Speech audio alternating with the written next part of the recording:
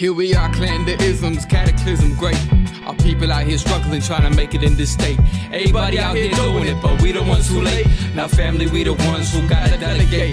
Get that money in the power, never be fake. Stick to cosign for 3. What did he say? Create jobs, support our own. Educate the same and buy back your home. Got 3 degrees, triple 10. 3 PhDs, now we on the CNN. DBTV, let's talk about negligence. Ignorance is bliss, but we can turn it to intelligence. Believe none of what you hear, half of what you see. Let's break it down here on Dr Boyce TV. Here we are.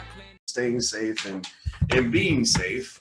Feeling, being, and doing are different things, right? So I want you to be safe, and then I want you to do things to keep yourself safe, and then I want you to stay safe. So be safe, do safe, stay safe, something like that. Y'all know what I'm talking about. Y'all know that. Y'all get me. I hope y'all get me. I'm a weirdo. So anyway, I just got up and I decided to boost my immune system and sleep in and sleep.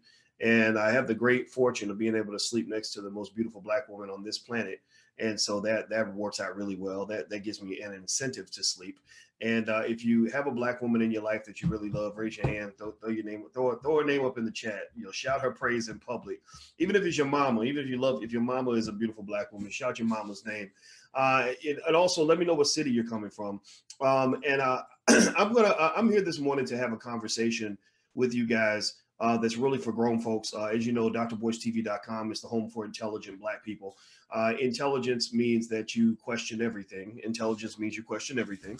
Also, though, intelligence means that you don't run after every rampant conspiracy theory that they throw at you. Here's the thing. I'm not a conspiracy theorist, but I know that conspiracies exist. In fact, the blanket dismantling and the blanket dismissal of all conspiracy theories as nonsense, well, that's a conspiracy itself. A lot of times, the people that are accused of the conspiracy theory, when they dismiss all conspiracy theories, well, guess what? They might be running a conspiracy on your ass. If you get what I'm saying, give me a yes in the chat if you follow what I just said right there. If you didn't follow it, then I want you to think about it real quick and real slow because this is where we're going with this conversation. We're going to have a real authentic discussion today. What's up on Instagram? My Instagram is The Real Boyce Watkins. Feel free to follow me on Instagram. And if you are following on Instagram, you've seen kind of the pretext of this discussion. I thought about this morning. I slept on it. I saw a video this morning. Shout out to 2 of my friends, one of my friends and one guy I'd like to be friends with one day, Willie D. Willie D. He used to be with the Ghetto Boys, and now he's a great activist. Well, I guess he's still with the Ghetto Boys. R.I.P. to Bushwick Bill. And Willie D. is a friend of mine, and I follow Willie on Instagram, and I saw he posted a video, and the video was originally shared by Rizza Islam. I never met Rizza, but I have a lot of respect for him. And shout out to Rizza Islam for sharing this video. So here's what I'm going to do. Now, I need you to, before we even begin this discussion, I need you to agree to give me a confirmation that you can do one thing. I need you to give me confirmation that you can do one thing, and that is this. Will you open your mind? Give me a yes in the chat, a yes or no, if you're willing to take a moment to just open your mind and hear some facts, hear some information. Because I have some information from 2 doctors out in Bakersfield, 2 emergency room doctors who did a press conference today or yesterday or something. And I just watched it today. And they had some stuff to say about this lockdown that will blow your mind. If you're a person that, it even blew my mind, and I was already considered to be a skeptic, but it's not because I was a skeptic or a non-believer or a, what do they call them? They don't call them non-believers. They call them deniers. Yeah, deniers. You have Holocaust deniers. Like people are like, oh, Dr. Boyce, you're a denier of the virus. I said, no, I'm not a denier. I follow the rules. I've been staying home. I've been, social distancing, quarantine, all that. I bought a box full of these surgical masks for my family just in case, right? Just in case. And they wasn't cheap. So I'm not a denier, but I ain't stupid either. They didn't give me a doctorate at The Ohio State University and sign off on it, but with some of the top economists in the world because I was stupid. They did it because, I at least know how to think. All right, so I thank you for your confirmation, Jessica and Gary and everybody else. Let's get to it. Let's get it popping here. If you're on Instagram watching, you'll be able to hear the video, but you won't be able to see the video. You'll be able to hear it, but you won't be able to see it. And what I'm going to do is I'm going to share my screen and take you to this place called the Land of Information and Truth and Data. And it's a place that you don't get to go to very much if you live in the other land, called political spin, called Democrat versus Republican, called we want you to believe whatever we tell you to believe. These are two emergency room doctors. Their names are Dr. Artin Masihi, and Dr. Dan Erickson. And Dr. Masihi and Dr. Erickson are both emergency room physicians. Let's see here. They did a press conference here in Bakersfield. They are the co-owners of Accelerated Urgent Care in Bakersfield. In fact, let me read some of this in terms of their story, and then I'll show you their video, their press conference. I'll sped it up, and I'm gonna show you the video Rizza Islam shared, just so you guys can hear it, because some of y'all need to hear from white people before you actually consider that it might be true. So these guys are both white, so that'll give you some comfort if white folks give you more comfort. And so here's what they said.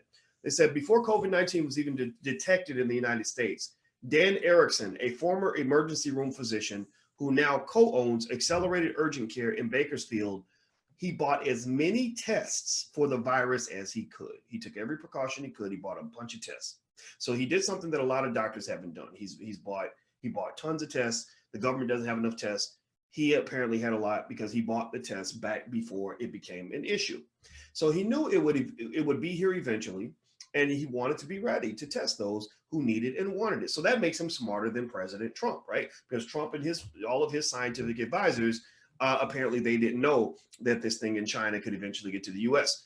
Governor Cuomo, who's being cited as a hero, Andrew Cuomo out in New York, he wasn't ready. If you go back and you listen to Cuomo's statements about a month or two before he was screaming bloody murder and going crazy about what's happening in New York, he also was a person that didn't take any precautions. His top public health official literally encouraged people to get together in large groups. I don't know if y'all remember that, but go look it up. Just go find it. It's out there. So this doctor, Dr. Erickson, out of Bakersfield, California, took precautions. He prepared in advance. He said, if I stay ready, I ain't got to get ready. And so he got ready and he stayed ready. So he bought a bunch of tests and he tested thousands of people. He did something that very few places can do, which is test thousands of people. He and his business partner, Dr. Artin Masihi, say they have enough data to draw conclusions from COVID-19. So that their message is clear. They say COVID-19 is more ubiquitous and less deadly than we think. It's similar to influenza, it's similar to the flu, and we should therefore reopen society and stop treating the situation like the lethal menace it was initially thought to be. Quote, 2 months ago, we didn't know this. So I'm bringing it to light now. So 2 months ago, he too was full of alarm, like a lot of us were. I was as well. Now, I'm not a physician. I'm not a medical doctor. My sister's a pathologist. She does autopsies, and she's kind of told me some things that the people in her space were saying. And but I'm not a medical doctor. But I remember when I heard about it, and I was a little bit concerned, very concerned actually, because I'm a quote unquote, I guess, kind of a public. You have like a few 100,000 followers on YouTube, on YouTube. Then you shake a lot of hands, you meet a lot of people. So I had just gone to Atlanta with Alicia, and I shook a ton of hands while I was there. Everywhere I go, I shake a lot of hands. So because I shake a lot of hands, I said I want to be safe. So I talked to my baby. I said, hey, why don't we just go quarantine, go kick it and chill for a minute, and get out of this? Just cancel everything and do what we're supposed to do. That's what we did.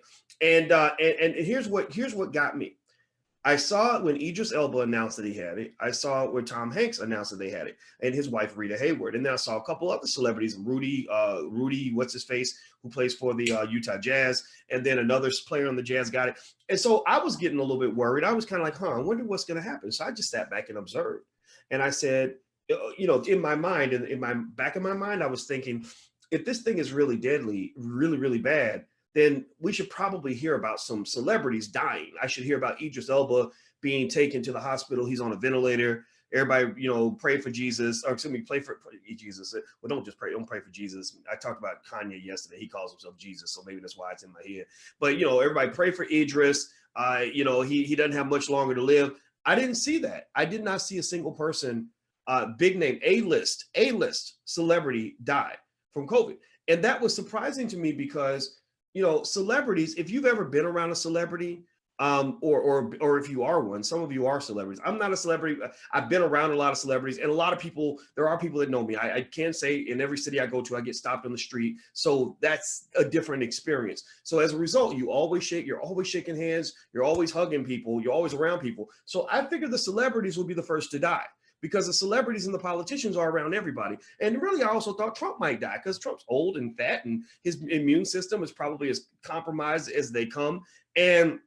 And he's meeting everybody. He's shaking everybody's hand. And he truly was a denier, right? I wasn't a denier. I was just a skeptic. He was a denier. He flat out was like, this is no big deal, blah, blah, blah. So I'm like, okay, well, at any moment, he should be gone now. And, and I would just encourage people not to celebrate too hard, because we don't want to celebrate something like that, right? You don't celebrate anybody's death, right? But it would kind of probably be like the scene of The Wiz. Remember when the evil witch died and all the people took off their clothes and started singing, "Can you feel a brand new day?" Right? Yeah, I can see that, right? But honestly, I'm gonna tell you the truth. I'm not a person who would ever celebrate if the president of the United States, went south. I just would, because to me that's I don't celebrate death. I can't do that. So here's what.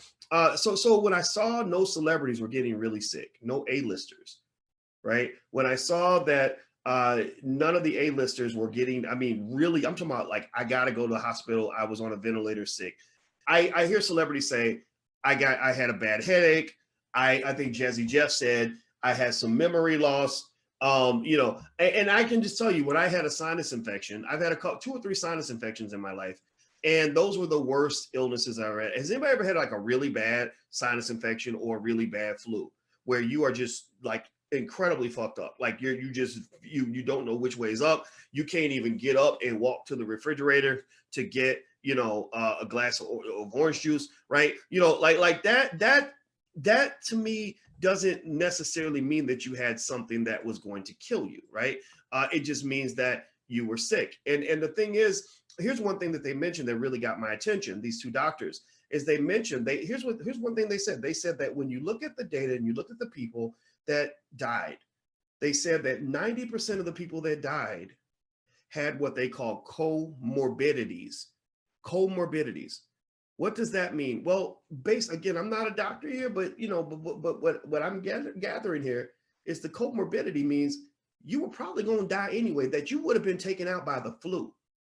That you would have been taken out by the flu. So, it's not a matter of saying death doesn't matter. We know death always matters.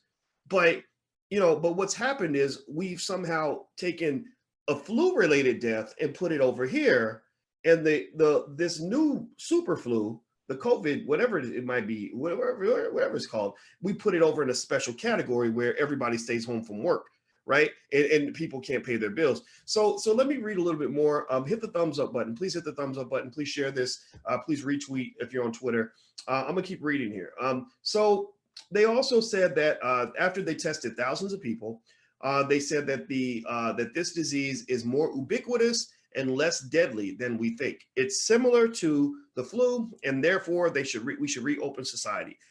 They said 2 months ago we didn't know this, so we're bringing it to light now.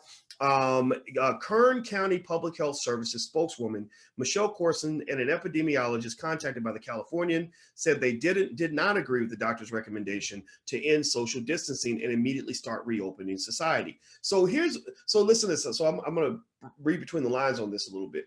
They said this is a many-headed hydra. It is unfortunate to boil this all down to it's just flu. Said Andrew Neumer, associate professor of public health at UC Irvine. There's no flu season that looks anything like New York does right now. And it's interesting. And I thought, and New York came to mind as well, because they did ask these doctors about New York. They said, well, what about New York? And one thing that they said that was really fascinating was they said, we've had this before with the flu. They said we've had times where the flu would overflow hospitals and overwhelm the hospitals and things like that. He said in New York, a lot of people are packed together. And he said that we know that this new virus is more contagious than the flu. So it's easier to catch it, but it's not necessarily more lethal. I think that's what they're saying, right? So they're saying that in New York, there's a higher likelihood this kind of thing's going to happen. Whereas, the town where I live, where there's plenty of space and big yards and, and everybody can stay away from each other pretty easily, we don't have anything like that here, right? You go to the doctor, it's a normal day. You go to the grocery store, it's a normal day. The only difference is that there's more fear. People are wearing more masks. But in general, if you take away the man-made manifestations or the human reactions to what they think might possibly happen, if you take all that out, if people didn't know that it was out there, it would just be as normal of a day as you can imagine. So, so here's what they said. They said that they did 5,213 tests at 5 locations, which is more than half of the 9,197 tests done in the entire county. Of the 5,213, 340 tests were positive. So let's do some math here. I'm gonna pull up an online calculator. Some of y'all who don't like facts, data, and math are probably gonna get a little frustrated if you don't like numbers. You know, if you really kind of just want to believe a preconceived agenda, like if you're that much of a Republican that you want to believe whatever the Republicans told you on Fox News, this ain't the place for you. If you are that much of an addict of MSNBC and the Democrats, and you just believe anything they tell you, then shit, they let them go tell you to jump off a bridge and go jump, because I don't trust most white people. I don't trust all politicians or most politicians, and I don't even trust a percentage of black people. I just don't. Because so many people are just full of crap. So many people have their emotional belief and they want that to be the truth, and they will defend anything that they can find that will support their false belief. That you gotta understand. I don't care if you are a Barack Obama guy or a hardcore Democrat. If you are that committed to your belief that you will reject all evidence that does not confirm your pre-existing belief, you are as disadvantaged. I'm not going to say stupid. I'm not going to call you stupid. So I'm going to call you disadvantaged. You are as disadvantaged as the toothless, raggedy ass hillbilly with a 2nd grade education who believes Donald Trump is Jesus. Seriously, you are every bit as bad as the person who sits and watches Fox News on repeat and believes everything that they say. Because I've analyzed both of the networks, all the major networks. I've been on all the major networks. I've been on MSNBC dozens of times. I've been on Fox dozens of times. I've been on CNN dozens of times. And I can just tell you that they all have an agenda, and it should absolutely be insulting to any intelligent person that's in the room. That's why I reiterate to you very clearly, this is a platform for intelligent black people. So if you're not in that category, you definitely need to go, because this is going to hurt your feelings. So let's look at some of the math here. Okay, so 340 infections out of what was it? 5,213 tests. So let's see, 5, 2, 1, 3. All right, that's so that's about a 6.5% infection rate. Okay, 6.5%. All right, 0.065. All right, let's write that down just so we can keep that in our head. So let's remember, infection does not mean that you're going to die, right? Infection, because I mean, again, if they think about this, here's what was so fascinating. When they told, this is another thing that had me cracking up. When they told me that anybody who appeared to have COVID when they died was going to be defined as having died of COVID, it not just tested positive. They said anybody who tests positive for COVID at the time of death will be defined as having died of COVID. If you appeared to have the symptoms of somebody who had COVID when you died, you were going to be defined as having died from COVID. I said, man, that's crazy. Imagine if they did that with, like, I don't know, herpes. Like, imagine if every person that died was tested for herpes. And because I knew a doctor who tested for herpes. She said, she said, that's everywhere. That's it. Like, a lot of people got it. They don't even know they got it. Imagine the rate of herpes death would like increase by 100,000%. Right? Or imagine, or if they did that with a cold, like he was sniffling and he had a cold when he died in the car crash. So we're going to write down that he died of a cold. That's crazy. So let me keep going. Let me read some of this. So the percentage of positive cases were assumed to represent the entire population of 900,000, which would mean that 58,000 people have had the virus in that one county alone, far more than the nearly 700 official confirmed. So they're saying that based on their data of testing 5,213 people, if you extrapolate that number, which I don't think that you have all the assumptions in place to do that, but if you did just sort of a straight extrapolation, that would mean that the number of people that have actually been exposed to the virus is much higher than the public health officials have recognized. A lot of that, in my opinion, is for 2 reasons. One, because they're not testing everybody. And number 2, a lot of people have it and they get a little sick. They have a few, sniffles. They do what I would probably do, which is I'd stay in the bed. Alicia would bring me chicken soup and hot toddies for about 3 days, and I'd be watching a lot of Netflix, and then I'd be fine on day 3. And then there are also a lot of people that don't have any symptoms at all. I read a story about a black family, where that virus went through the entire family. Everybody in the family had it, and nobody knew that they had it because most of them didn't have any symptoms. And then the ones that did have symptoms, and the father was the oldest one in the house. He, like a lot of black men, I think had some issues, maybe some high blood pressure, maybe some diabetes. And he started showing more symptoms. So they took him to the doctor, tested him, found out that he had it. And then they tested everybody else, found out everybody else had it and didn't even know it. So anyway, let me keep reading here. Let me get back here. They said that many cases would indicate there's a widespread COVID-19 infection similar to the flu. Now, here's what I want you to point out to you. When you read the statement by spokeswoman Michelle Corson from the Kern County Public Health Services Department, she said, here's what she said. She said they did not agree with the doctor's recommendation to end social distancing and immediately start reopening society. She did not agree with the recommendation, but it doesn't say that they don't agree with the data. They sound, again, they're being political here. They're going to be very, very careful. They're saying that we do not agree with their recommendation to immediately reopen society. And they also said they don't agree with the decision to end social distancing. So what's fascinating is myself, right, as a person who's a skeptic, who has been called a denier. I'm not a denier. I've never denied that this wasn't real. But I also agree that, you shouldn't have an immediate reopening of society, right? So just because you don't agree that we should reopen society right away, and just because you think social distancing is okay, I've always been social distancing anyway, because that's just how I live. When I'm around people, I'm around people. When I'm not, I'm at home. I'm pretty much social distance as a general condition. That's not saying that they don't see what the doctors are saying. I think that they see what the doctors are saying, and they're trying to be political. They're trying to be careful, because a politician who hears what the doctors are saying, and the doctors say this in their press conference, they said, every ER doctor we know agrees with us. All of the ER doctors have the same opinion. And I was like, wow, he said all? That's crazy. They can't find one ER doctor to come out and say, oh, that's a bunch of bullshit. Pay attention. Listen, are you listening to me? Just give me a yes or no in the chat. Like, are you hearing what I'm saying?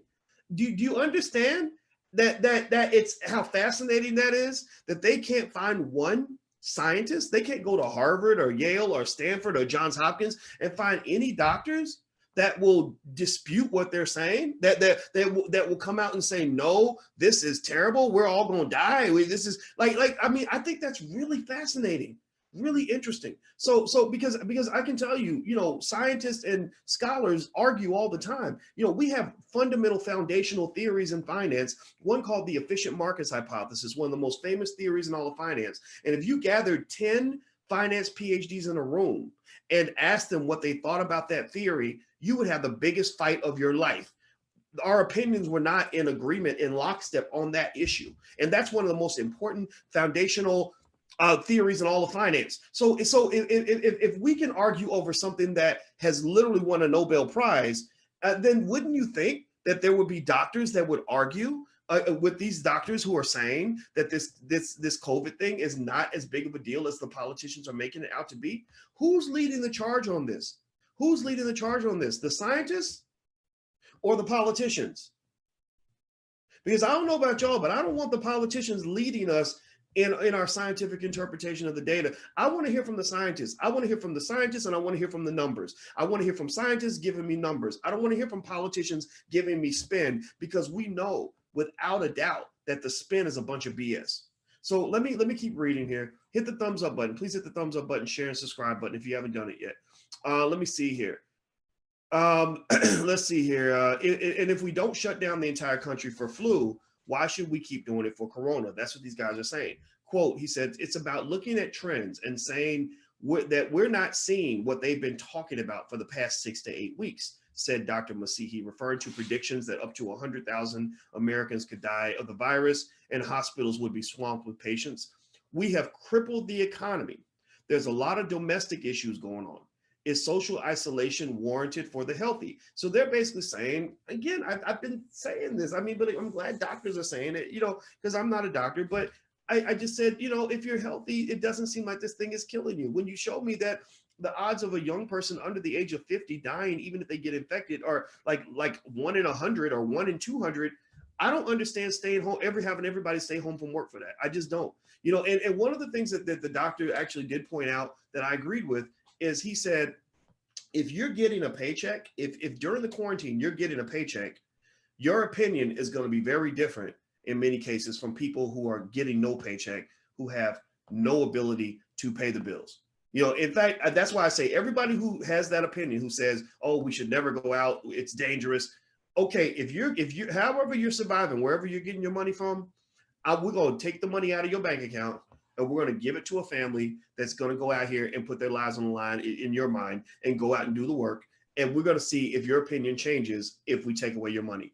Now, you said research Sweden. That's an excellent point. So here's what they pointed out. They did bring up this during the press conference. They said, what about social distancing? Maybe your results are showing that social distancing is working. That, because I knew they were going to say that. I said, the Democrats are probably going to say, oh, social distancing was working so well, it worked better than we thought, and we kept the country safe because that's why, we prevented a crisis, right? And so here's what they did. Pay attention now. They went out and they studied 2 countries, Norway and Sweden.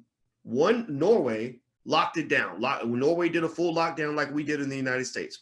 Sweden did not. Sweden went after what they call herd immunity, where they just said, you know what, let's just keep on living life. It's unfortunate that a few people are going to die, but people die every year from the flu, and death is a part of life. So we're just going to, keep living life as we've lived it before. They said that, pay attention now, there was no statistically significant difference between Norway and Sweden.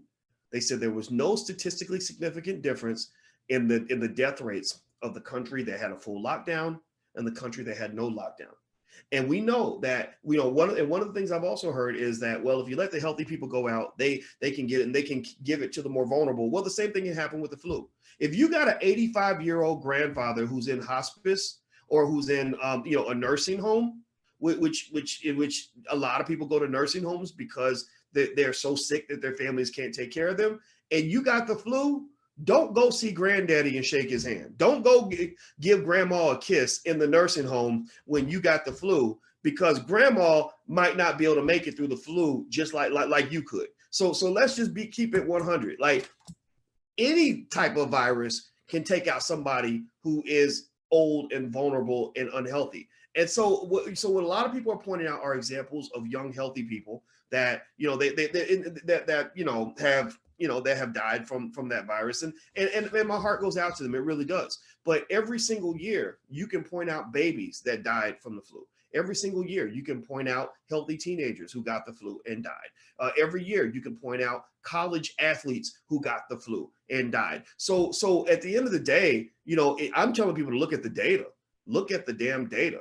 If you're not looking at the data, then I'm sorry. I'm going to have to say, people who don't look at the numbers and who don't listen to the scientists, those are not the smart people in our society, right? So if you think that listening to your favorite politician exceeds the importance of looking at actual facts and data from scientists, then I can't help you. You're too stupid to be on this channel. You should go to a channel where they're going to feed you whatever lie they can. Let's just hope that they don't tell you something that's going to kill you, because that's what they're going to do. They're definitely going to kill you and keep you broke if you keep on letting other people guide you through your life. You got to learn to think for yourself. So using the same calculation, Erickson estimates that 12% of the population statewide, or 4.7 million Californians, have already had COVID, with about 1,400 deaths so far.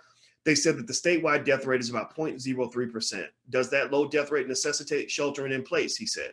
Does that necessitate shutting down medical systems? Does that necessitate being out of work? He asked. Nationwide, about 42,000 people have died from the virus as of Wednesday, between 30 and 60,000 every year from the flu. Every year from the flu, between 30 and 60,000 die. So far, again, maybe this thing is going to just pop out and jump out of a box and suddenly just kill everybody. But at this point, if there's a race in death between the flu and the corona, the flu has the corona beat by quite a bit, by thousands of deaths. Now, it does not mean corona can't catch up and pass the flu, But let's say it does pass the flu. Let's say that, the flu kills 60,000, corona kills 80,000. The question becomes, was that worth everybody losing their job? Was that worth putting 20-something million people out of work? Was that worth all the suicides that are going to happen from people losing their homes and being financially devastated? Was that worth all the murders and carjackings that are going to happen when people realize that they got to find a way to feed their kids and they're willing to do anything to get it done? Was that worth all the depression and all the other health issues that come from the social isolation? Was that worth the fact that the fear itself actually weakens your immune system, which can make you vulnerable to any virus that you catch? So you catch the flu, you're old and you're not healthy already, and you're scared half to death. Well, guess what? Your immune system weakens because of that. So then you're more susceptible to death from anything. So let's keep going. So the California has reported that hospital volumes are significantly decreased in recent weeks as elective surgeries have been canceled. So a lot of people that need surgery, so a lot of people are dying, a lot of people are getting sicker because they need surgery, they need things to happen, they can't go to the doctor because the hospitals have been overflowed by the whole corona conversation, right? Let's see here. And many people are staying home for fear of contracting COVID. So you have sick people who have cancer or need, serious surgeries or whatever, who are not going to the doctor because they're afraid, oh my God, I'm already sick. If I go to the doctor, I can catch COVID and then I can die from COVID. So some of those people are dying too. Erickson wondered what could happen when the economy reopens and people begin flooding into hospitals that have reduced their staffs. He said local leaders and colleagues of his here and across the country are reporting increased incidents of child molestation and domestic violence while people are at home. And suicides are also spiking. He also noted a contradiction between allowing people to shop at Costco and Home Depot, but not allowing them to go to church. Quote, if you're going to dance on someone's constitutional rights, you better have a good reason. You better have a really good reason, not just a theory. The data is showing us that it's time to lift the stay-at-home order. So that we don't lift, then what's the reason? So let's see here. I'm going to go ahead and play some of this video as well, so you guys can actually hear the doctors speak in their own words. I sped it up a little bit. And once again, shout out to Rizza Islam and Willie D for sharing the video. I got it on Willie D's page. Rizza Islam is the person that originally shared it. So I want to make sure I give credit where credit's due. And so here's the video, and I'm gonna let you guys just hear from the doctors, and you can make your own decision as long as it's your decision and not the decision of your favorite politician. So here we go. Unknown always scares us. So in my opinion, what are the risks, what are the benefits of social isolation? And we think that the risks of social isolation are too high. So you guys own and run this facility, is that correct? Mm-hmm. We have 7, yes. All of them. Yep. What would you say to critics who would say, well, they got a stake in this game, they are pushing this data or their representation of this data because they don't want to lose money? What would you say to those folks who say, I'm going to believe, maybe someone else who, the wider world scientific community who says these 3 doctors, despite their, intolerance, they have an ulterior motive? What would you say to those people? Talk to ER doctors who have no ulterior motive. They have the same viewpoint. There's a post today from a doctor from Wisconsin. I encourage you all to read it. I'll share his story with you. It is exactly what we're saying. And he eloquently displays, he's an ER doctor.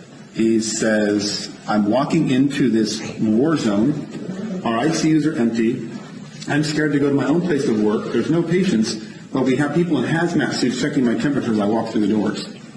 He's like, something else is going on here. This is not about science, and it's not even about COVID. When they use the word safe, if you listen to the word safe, that's about controlling you. So when I talk to all my ER doctors who work in a hospital, no stake in the game, same opinion. That's how I'll answer your question. We all have the same opinion. So then you say that the hospitals are losing money right now, most of them. But at the same time, you said earlier that doctors are feeling pressure from hospital administrations to put COVID down as a reason of death, which would presumably instill more fear in people. Doesn't that go against that whole line of thought? Why would they do that if it was going to cause more fear and cause them to lose more money? Exactly.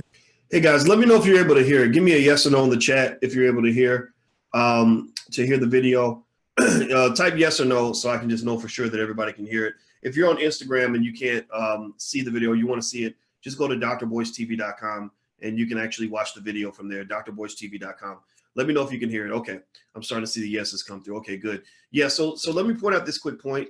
One thing that got my attention was when the doctor mentioned that a lot of the ER doctors have the same opinion, that the people working in the emergency rooms, the frontline soldiers, the ones who are exposed to all this, who know more than we do, right? They know more than I do. They know more than you do. They know more than the politicians know. He said that they all have the same opinion. I was very surprised to hear him say that, because I would have expected, I was looking for dissenting opinions. I try my best to find people who disagree with me so I can see if I'm missing something. And I was stunned when he said, we all agree, that if they all got together, they would all agree. So if you don't agree, if you think this is all a bunch of BS, I need to ask you, what are you, what are you leaning on? Lori, you say I'm spewing dangerous opinions. Okay. What facts, what data do you have to support your opinion? Where's your data? If you don't have data, then you got to go to the people that have the data. The scientists have the data.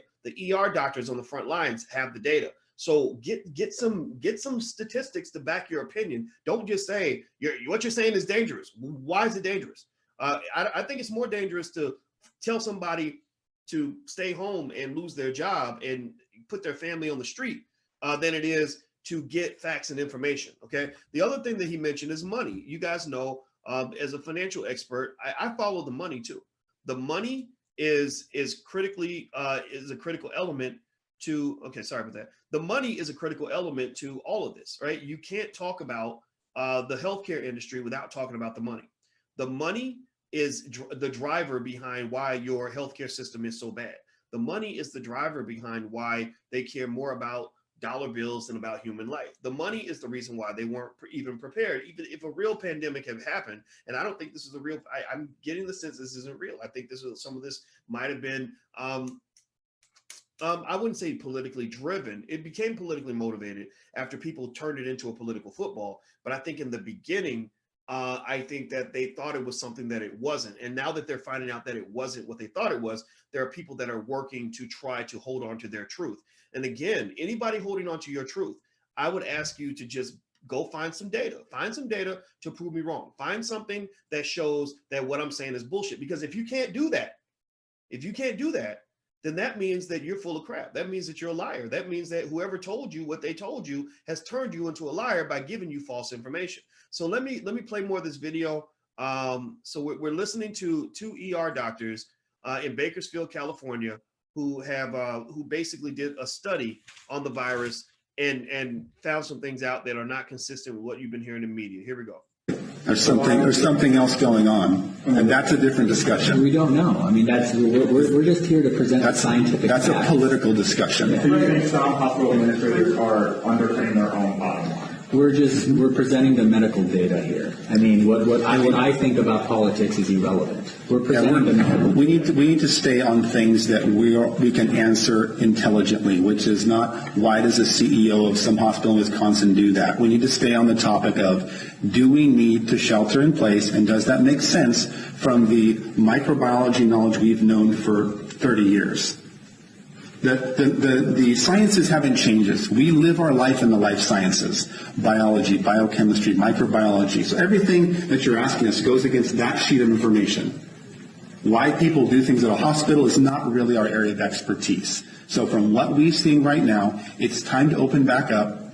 The science says it is. The models we have been using from predictions to predict the amount of disease are not accurate. This information is accurate. It models the flu. Let's go back to work. That's what the data is saying. Not models. Data is saying that. Would you say, though, that like a situation in New York City, that's not like a flu? I mean, the hospitals there are completely overwhelmed and swamped, and people, working in ERs are dying from this. So, I mean, that's not just a flu type situation, right? Look at Italy in 2017. Hospital systems overwhelmed. Okay, so pay attention to what they just asked. They asked about New York City, which is a great question. What's going on in New York City? How do you explain New York City? So he's referencing something that happened in 2017. So apparently there was some sort of flu outbreak in 2017. So check this out. Listen to this. People dying, overwhelmed system from the flu. This happens from the flu. If you've been working in the ERs, I've seen multiple people, hallways full, people dying, news media there, stories going on from the flu. This does happen. It does, okay. This does happen. It's not just the flu. It's No. the flu. That's what I mean. That's exactly what I mean. People think it's just the flu. It's just coronavirus. What's the difference? You're used to the flu. You're used to saying it's just the flu. FLU, influenza, is something we've grown up with. You're used to it. You're used to it, right? If somebody commits suicide today, you're like, yeah, that person committed suicide. It's awful.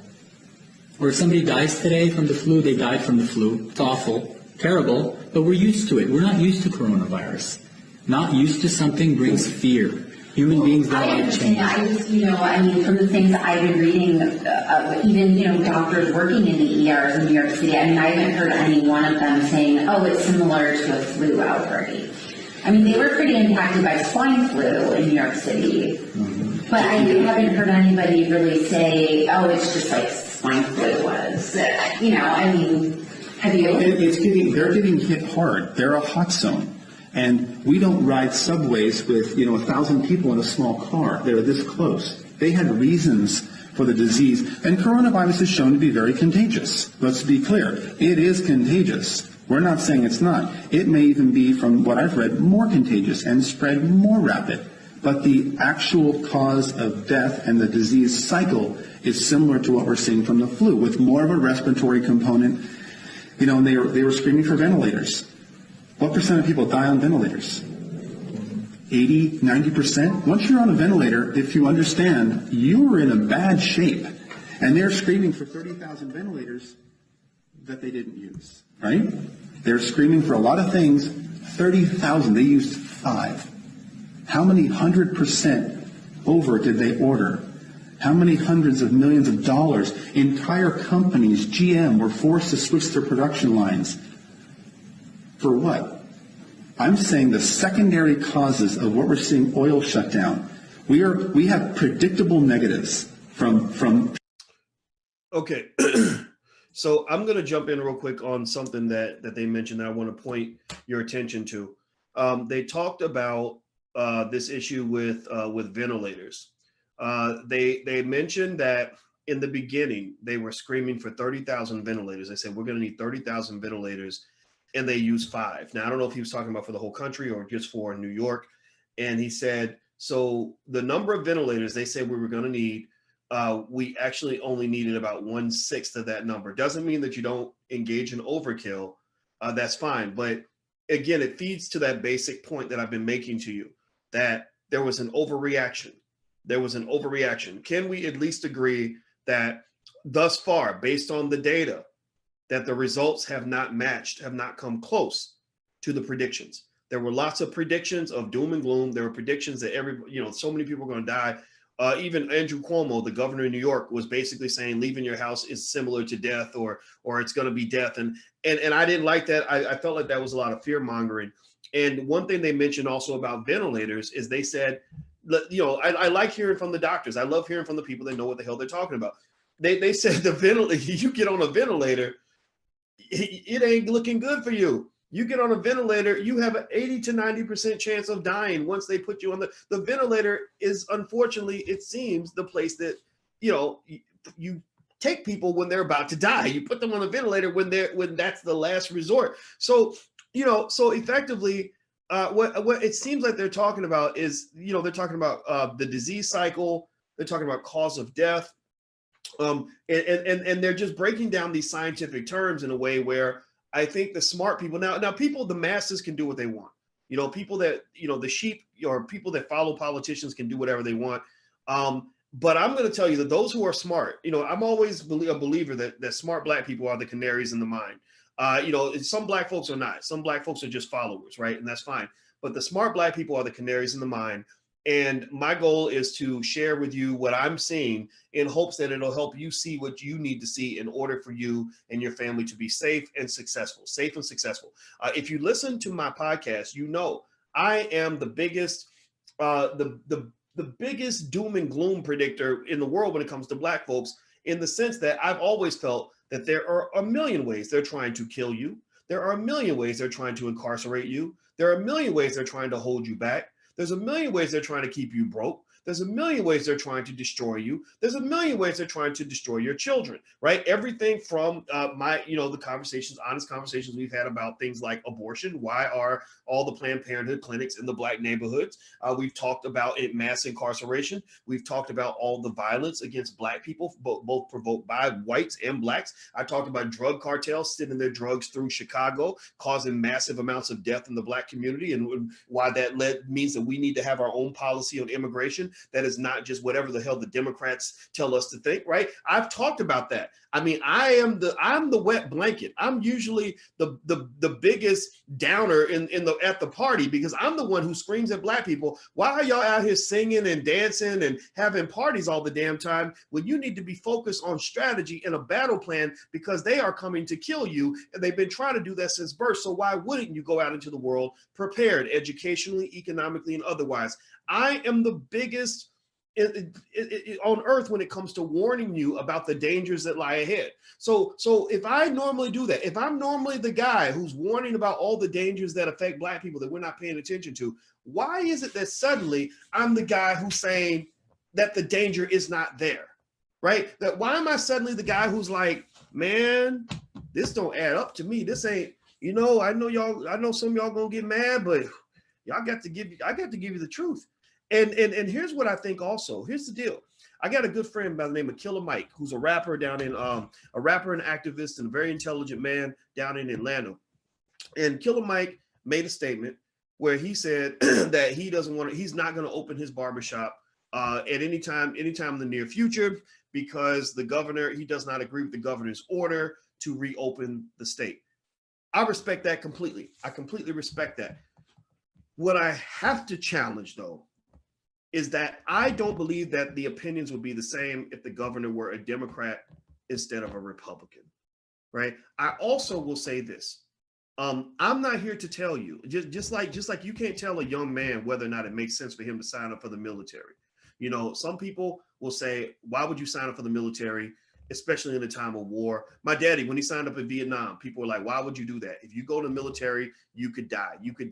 Well, he made the decision to go because he said, I'm willing to risk death to take a chance to get out of the situation that I'm in. I'm willing to risk whatever might happen in Vietnam so that I can have some money in my pocket and so I can have somewhere to go. So that's why he made that decision. And it wasn't necessarily the right or wrong decision. It was a decision he made under his own free will based on his situation and the risks he was willing to take. So the same thing is true for your decision to get up and go to work, or to go back and reopen your business, or to go and do what you're going to do for your family. I don't think any Democrat or any Republican has a right to make you feel bad,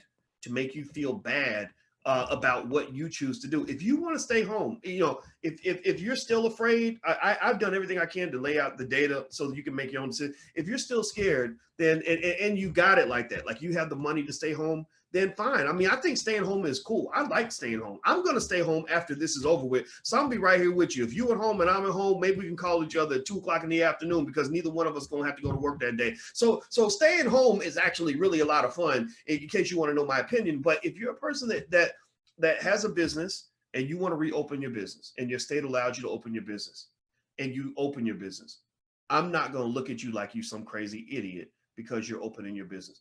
If you got to go to work and you want to have the money to pay your mortgage, and maybe you're falling behind in the bills, and you tell me that's what you chose to do, I'm probably going to say, I would probably do the same damn thing.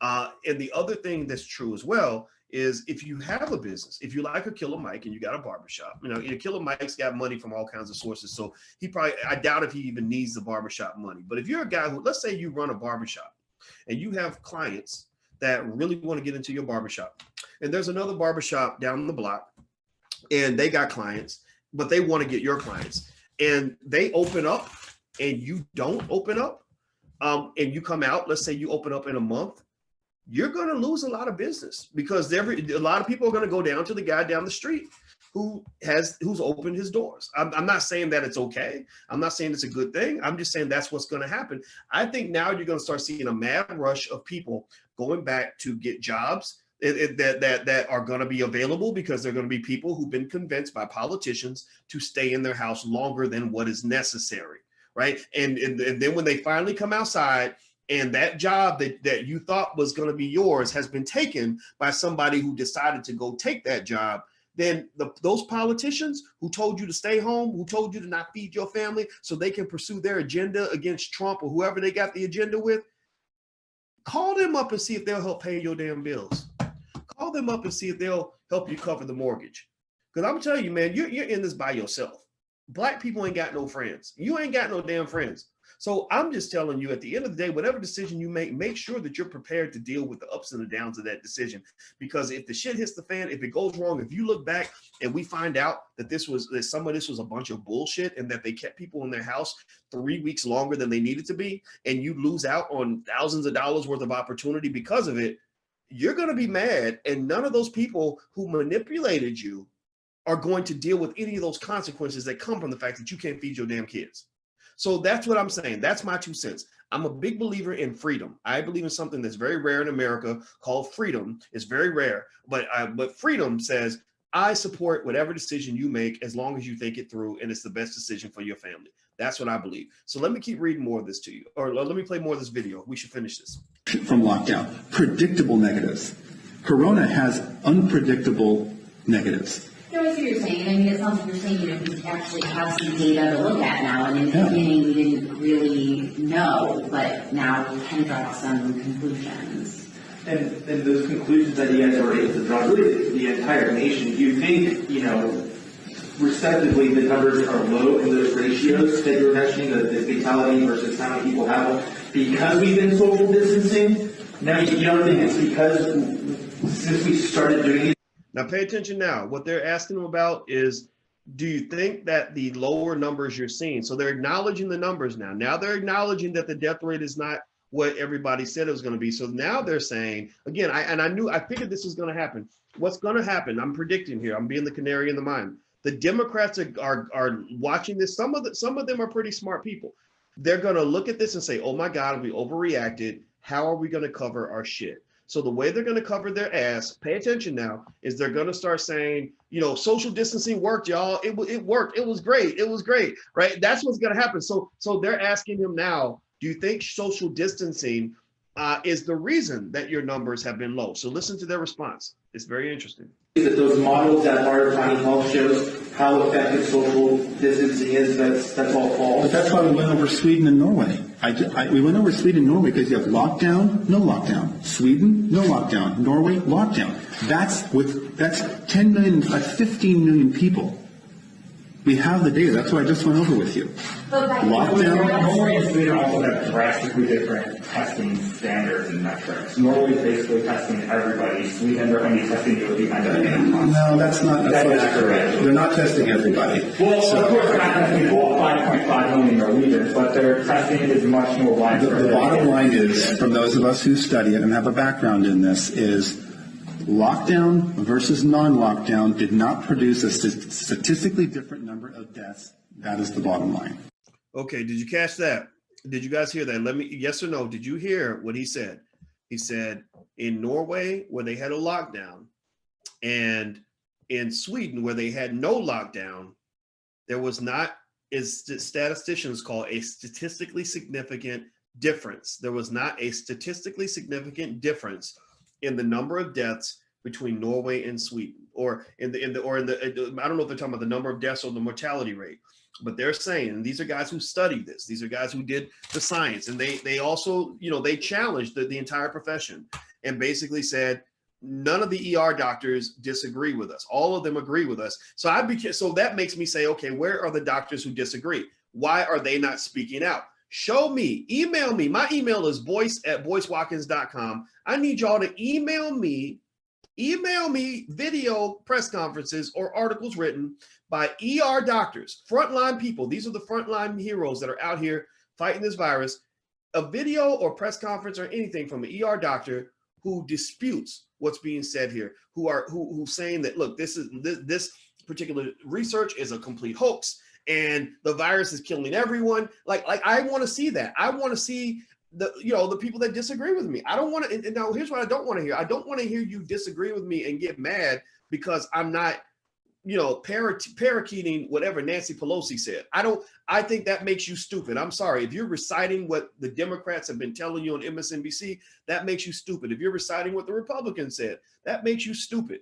I want facts. I want numbers. I want data. I want to hear from scientists. I do not want to hear from you and your raggedy ass opinion that you got from watching TV on repeat. You've been hanging on CNN and watching CNN and you don't know the agenda. So you're going to come at me with anger because that's all you got. You ain't got no facts. All you got is anger. The only fact you got is that it is a fact that you're pissed off because what I'm saying does not coincide with however you feel. So, by the way, I want to say thank you, Jerome. But Jerome, I saw your donation. Thank you, brother. He said he was talking about voting, and he said in our household we're not voting for the Republicans or the Democrats, and they call it a Boyce it.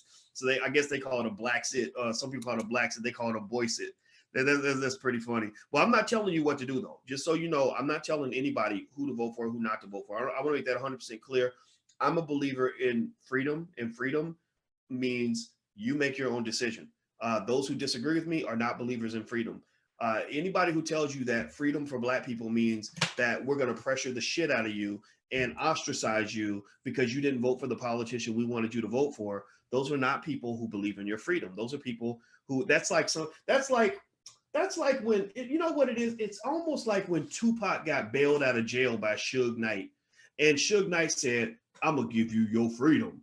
You gonna come work with me at death row, right? Was he really giving Pac his freedom, or was he just giving him taking him out of the frying pan and putting him into the fire, right? Or was he really? When one pimp comes and bails you out from another pimp, are they offering you freedom, or are they just offering you a different kind of slavery, right? Because we know the history of death row records. We know what it was like being around Suge Knight. Suge Knight, working with Suge Knight was not a pleasant experience. Suge Knight will get your ass killed. He, a rapper friend of mine told me about the time he slapped the hell out of Snoop Dogg on a cruise ship. So I don't know if that story is true or not, but that's what he said. He said somebody called him and told him about it back in the day. So Suge Knight was not a pleasant person. So Suge Knight bails out Pac and says, I'm gonna give you your freedom as long as you sign this contract and agree to do what I tell you to do, right? That ain't really freedom. So the Democrats kind of do a Suge Knight on the black community. They're like, we gonna give you your freedom, but you better do what we say, nigga, right? That ain't freedom. That is not freedom. Somebody who removes you from one desperate situation and puts you in a different situation is not liberating you. They're just repositioning you. It's not a vertical promotion. It's a horizontal move, as they call it in corporate America. So I believe in freedom. Freedom to me means you do what you want to do. Do what you, on election day, go out and vote for whoever the hell you want. I'm not going to ask you who you voted for. I'm not going to shame you based on who you voted for. And then just come right back and we just finish the conversation. We'll start talking about black people again. And, I'll tell you what I'm going to do, but I'm not telling anybody what to do. I want to make that 100% clear. So let's get Right, so people could be hiding in their home with some other things, but exclude them if they're not being tested and they don't know what the cause of that is. Yeah, and if you're to give me a test on analyzing these numbers and I probably wouldn't perform so well. I guess what I'm trying to cross-reference is I hear our president, I hear our governor say social distancing is working. And you guys are saying it's not needed. So I guess that's what I'm trying to wrap my head around. Like, why is that? It was needed initially. Are they lying? It was needed initially. They actually, we both agree with exactly what they did initially because we didn't know. It was an unknown. Now it is becoming known. Initially, when you don't know something, you're extra careful because you're fearful. It's just like when you see a patient and they're very sick, you test for everything because you're scared. You're fearful. But then as you see more of those patients, you realize, hey, I know what to test for, right? It's shotgun effect versus sniper effect, right? So initially when this data came out of a new virus that's lethal, they went all out. And I think that was appropriate. But now that we have the data, we're seeing that 97% of patients completely recover. And those 4 patients that die, they have over 90% comorbidities. Let's run through that one more time. Out of 100 people, if 96 do fine, the 4 that die, 90% of those 4 have comorbidities. Heart failure, emphysema, rheumatoid arthritis, lupus. They're on immunomodulating medications. They're immunodeficient, HIV. These are the people that are dying. You get some healthy people that die, but that's an infinitesimal number. Okay, so I'm gonna drop the mic right there on this. If you guys want to watch more of this press conference, and there's about 2 or 3 more minutes left. Again, shout out to Reza Islam and Willie D for sharing the video, and that's where I got it. You can actually look the doctors up and do your own research. Don't just listen to me, because for all I know, for all y'all know, I could be lying. I could be making this up. I could be trying to get you killed. So look these guys up. Their names are Dr. Artin Masihi, Massihi, and Dr. Dan Erickson. Dr. Dan Erickson and Dr. Artin Masihi in Bakersfield, California. They did research on the COVID situation and basically have concluded that the mortality rates and all this stuff that it mimics a lot of what they see with the flu. And also the last point that was really interesting was they asked them about social distancing, and they're saying, so are you saying that social distancing isn't necessary? I love the fact that they said, no, social distancing was necessary in the beginning. It was, I've also always made it 100% clear that I've been social distancing since the beginning of this thing. I was in Atlanta with Andre C. Hatchett, and Alicia was there. And I said, let's keep the family safe. Let's go home. Let's quarantine. Let's do what we're supposed to do. Cancel all events. We even moved our wedding back a year. We did all kinds of stuff. I mean, we canceled a lot of everything because we didn't know what we were dealing with. But the thing is, there's a type of courage that you have to keep questioning things, keep observing things. Don't let people control what you think without providing evidence and proof of what they're trying to convince you of. And so what they said was that after they did all their studies, after they took all the precautions and did social distancing and bought all these test kits, they went through the test kits and they said, my God, I understand why people thought it was one thing, but it turns out that it's another thing. And I saw Dr. Rashid Buttar. I don't know him. I know you mentioned the interview. I did watch that interview. I suggest people look at it. I don't really want to keep digging into this too much, to be honest with you. I think that this whole situation with COVID, I only talk about it because I believe in people having access to all points of view on a topic, so that you can make your best decision. And so one of the things that they mentioned about COVID that I thought was really interesting as well is they said that, that it has a 90% comorbidity rate. That basically they said, if you have 100 people in a room that have the disease, 100 people in the room that catch it, 4 of them will die. 4 of them will die. And then what they said is, out of that 4, and this is something, remember, if you go back, go watch my videos from 2 weeks ago, I was actually pointing this out because it didn't add up. The numbers didn't add up. They said 4 of those 100 people are going to die. 96 will be fine. 4 will die. And out of the 4 that die, they have 90% comorbidity, meaning that they could have been taken out by the flu. He mentioned HIV. He mentioned, things like lupus, and a lot of it, I got friends and stuff that have had lupus. So my Aunt Debbie died from lupus, and I can tell you when she died, her immune system was very weak. So what it really kind of says is that as a general precaution at any point, whether you're talking about now or last year or 5 years from now, a person that has, pre-existing conditions has to be careful in general. If you have pre-existing conditions, if you're 85 years old and you've got diabetes and or heart disease or HIV or whatever, you have to be careful because a lot of viruses can take you out. What they are also saying, though, is that you can't shut down all of society because of something that isn't proven to be more lethal than the flu. Because what's going to happen is that the cure will be worse than the original diagnosis. The cure will be worse than the disease. I've heard people say that, and I never said that because I wanted to be careful before I said it. But if you look at what's happening, first of all, this economic devastation is going to affect you for years. This ain't about supporting capitalism. This is about supporting people that have jobs.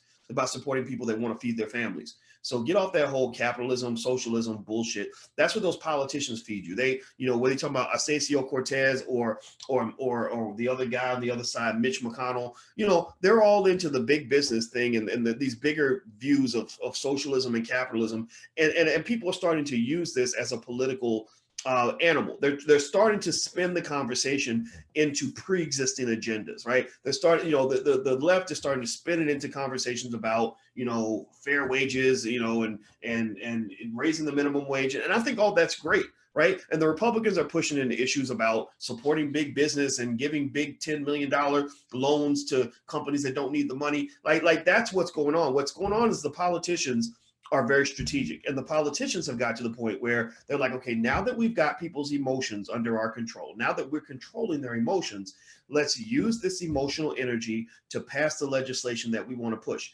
Back in the 1980s, there was this Republican prick in office by the name of Ronald Reagan.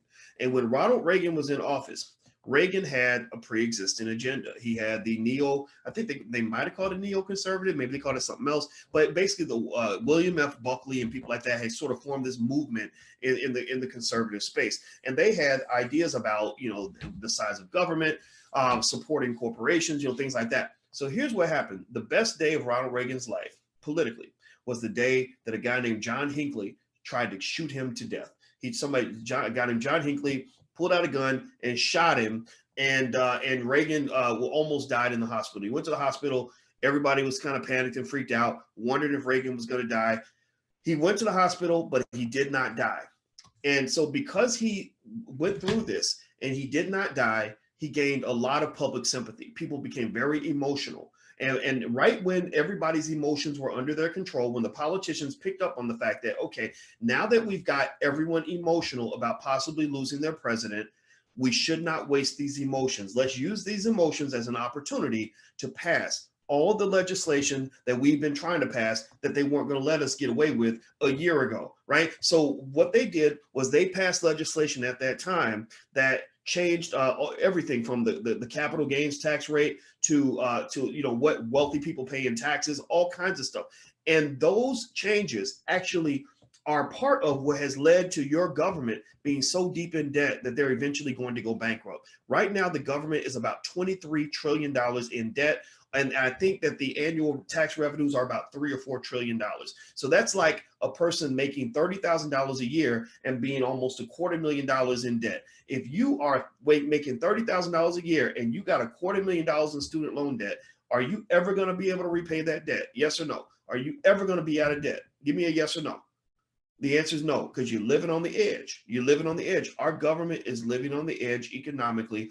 And it all started back during the Reagan era when the politicians were able to manipulate public sentiment and utilize all these emotions to get legislation passed. Same thing happened in 9/11. They passed a lot of shit right after 9/11 because everybody was so scared that they felt that the government was going to keep them safe. Well, right now they're doing the same damn thing. They're working to pass through all kinds of stuff. They shoved that bill they passed, whatever the CARES Act and all that. They shoved it with so much pork, it's ridiculous, right? So at the end of the day, that's what's going on. That's what I'm seeing. I'm seeing extreme manipulation. It bothers me. It ain't going to work for me. It's not going to do it for me. I'm not going out wearing a damn mask. I bought masks. You know what? I bought a box of masks just because I don't want to be the asshole who is breaking all the rules. I bought a bunch of masks because, we got a 9-year-old who, hears her grandmother tell her that, that we could all die tomorrow. And this grandma hasn't seen her grandkids for an entire month, and I'm sitting there trying to figure out how am I going to convince her that it might be safe to see her grandchildren again before she gets too old to see them ever again. Like that bothers me, right? And that's real shit. Like that's just real shit. And a lot of you are going through that same stuff where you got grandparents scared to see their own damn grandkids, man. If you're 75, 80 years old, you don't have that many years left to see them. So I'm going to say, look, if you're going to stay in the house and miss paying your bills, miss seeing your loved ones, miss living your life, it better be for a damn good reason, and you better have the data to prove it. If you ain't got data to support the fact that you're sitting at home, missing out on all the things in life that could give you joy and all the things that can make you whole financially, emotionally, and otherwise, if you're doing all that and you ain't got a good reason, or you're doing it because a politician told you to do it, then shame on you. And I do not feel sorry for you, because when you finally come outside and realize that you were never in danger in the first place, the whole world will have moved on and you'll be sitting right there looking stupid with no job and no opportunities. So I'm just saying, look, if you stay in the house for another month or two or whatever, because you feel like you can't come out to the end of summer, then I hope that you're independently wealthy, because by that time, a lot of those jobs that were available are going to be gone. A lot of those opportunities for your business are going to be gone. Your customers are going to be going to the nail salon down the street. So that's what I'm seeing. That's what I believe. And I'm just sticking with it. And I don't care if anybody disagrees. If anybody disagrees, come at me with facts. But if you come at me with feelings and opinions, I honestly, I'm going to admit to you, I'm honestly going to ignore you, because opinions and feelings, that screws Black people up. You know, it's just, I get tired of us reacting to emotional things as opposed to reacting to actual data. You know, seriously, it makes us look silly. Like when that lady down, the mayor, Keisha Bottoms, the mayor down in Atlanta, she gets a text message from, so again, they're playing you. These politicians are playing you. She gets a text message from some toothless, dumbass redneck who calls her the N-word because she won't open up the city, right? Go nigger, go ahead and open up the city, nigger. So she puts this up on Twitter, right? And everybody reacts. Everybody goes crazy. They announce they're going to do an FBI investigation to find out. And I'm just sitting here like, really? Like, you got to be mayor of Atlanta and it rattles you when some dumbass redneck who probably didn't get past the 3rd grade calls you the N-word? Like, really? Now, here's what I think. I don't think that she was rattled at all. I think that she's a tough, smart woman who was smart enough to become mayor of Atlanta. Shit, I can't become mayor of Atlanta. I don't know how to do that, right? So you're not stupid. What you're doing is, you know that your constituents are emotional animals, and you know your constituents are easily triggered by what white people say. You know your constituents are gonna stop everything they're doing and be like, oh, hell no, he didn't call her the N-word. Man, that's what you're doing. You're playing people. You're doing the same thing Oprah did. Anybody remember when Oprah was trying to promote she happened to have a special coming out, and then she told that story about how she went into a store and tried to buy a purse, and the white lady told her that she couldn't afford the purse. Anybody remember that? When that happened, and suddenly everybody was like outraged because this white lady thought Oprah couldn't. Oh, hell no, that's Oprah. Oprah can buy her purse, right? Oprah was masterful in manipulating Black emotion, Black emotionality. She was manipulating that so that people would watch her movie or whatever the hell she was promoting. It wasn't a coincidence that she told that story at the same time she was promoting, a new movie, right? So the same thing is true here. The Democrats are promoting the next election. They are promoting their agenda. And in promoting their agenda, one of their favorite tools to manipulate is excessive Black emotionality, particularly as it relates to the fact that you are easily triggered by any dumbass, retarded hillbilly who calls you the N-word. Somebody who literally, think about this, I'm a white man who is as insignificant as a human being can be. I worked down at the local Dunkin' Donuts, and I got to the 4th grade in school, and I got one tooth in my mouth because I smoked so much meth, and I want to get attention. All I do is I call Black people the N-word, and suddenly all of them are going to pay attention to me. I'm going to be in the news. They're all going to react to me. They're all going to stop what they're doing just so they can come and tell me off. And literally, it's the dumbest thing in the world to me. So I'm just going to say this. I'm going to tell you, this is my opinion, Black people. Maybe I sound insensitive saying this. You must stop reacting to every stupid thing a white person says about you. They don't like you. That's been made clear. If it hasn't been made clear yet, if you're still holding out hope that one day they're going to turn around and love you, then you deserve all the bullshit that you get. You deserve to be stomped on for the rest of your life. But those of you who are trying to understand the truth, here's a truth for you. One, they don't like you, never have, probably never will.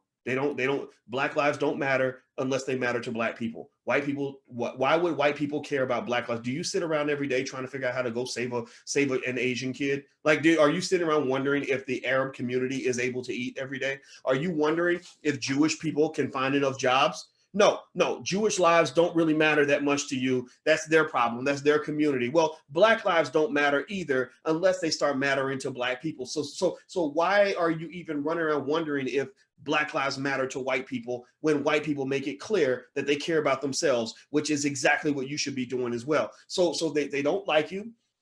They don't care about you. They know that you're easily triggered by bullshit. So if I'm a white guy and I really want to control black people, what I do is I just say, I can call them a name. I can call them the N-word, and they'll just stop doing whatever they're doing so they can sit back and be mad at me. Right. I'm going to just sum it up here because it's time for us to go. I think that you're being played. I really do. I think that the Democrats and Republicans are both playing their base. I think that going back to the key point, I think looking at data and data coming from scientists is what matters. If anybody disagrees with me, I challenge you, find a group of ER doctors who disagree with everything that I laid out in this podcast, who disagree with what the studies have shown for these doctors. You're not going to find people who are going to disagree with what the rules say. They're not going to disagree necessarily with social distancing and quarantine and all this stuff for a while, right? Because we all want to follow the rules. Nobody wants to be out here just being the asshole that doesn't respect the system. But at the same time, there's a point where you have to be able to think for yourself. And that's what I'm telling you guys to do. And so that's it. I'm done. I don't have anything else to say. Hit the thumbs up button, hit the share button, hit the subscribe button. And I hope this conversation helped a lot of you. And I can only say from the bottom of my heart that I'm doing everything I can to be as honest as I can possibly be.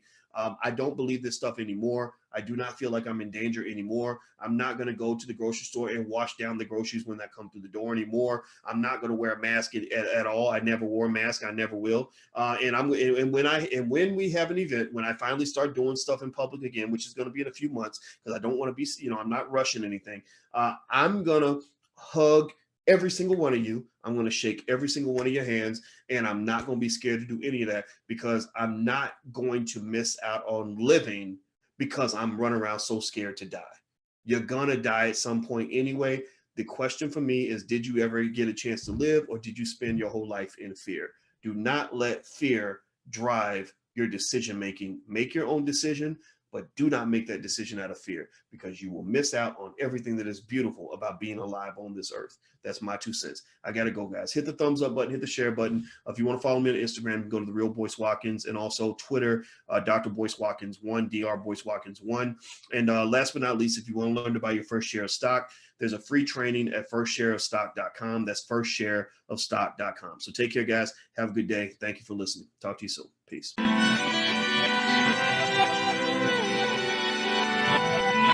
Here we are, clan the isms, cataclysm great. Our people out here struggling, trying to make it in this state. Everybody out here doing it, but we the ones who late. Now family, we the ones who gotta delegate. Get that money in the power, never be fake. Stick to cosign for 3. What did he say? Create jobs, support our own. Educate the same and buy back your home. Got 3 degrees, triple 10. 3 PhDs, now we on the CNN. DBTV, let's talk about negligence. Ignorance is bliss, but we can turn it to intelligence. Believe none of what you hear, half of what you see. Let's break it down here on Dr Boyce TV. Here we are.